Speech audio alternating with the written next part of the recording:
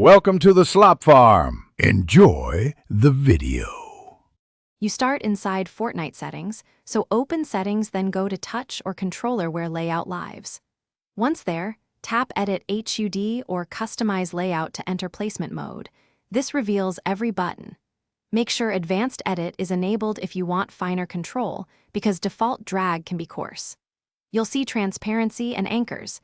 These show where controls register. Now pick the button you want to move and hold it. Don't let go until you confirm its new spot. Once you've grabbed a control, drag it toward your natural thumb zone. This reduces strain during fights. If the game shows grid or snap options, toggle them to align related buttons. This keeps building keys grouped. You can resize most buttons with pinch or handles, so make movement buttons bigger and less used actions smaller. As you arrange, test reachability.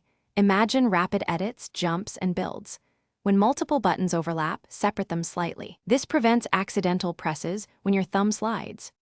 After arranging, tap Save or Apply because unsaved changes are lost when you exit. Once done, test in a low-risk match like Creative or Playground to validate spacing and responsiveness. Play several actions in a row to confirm comfort. If something feels off, reopen Edit HUD and tweak positions. Iterate 1 to 3 times until it feels natural.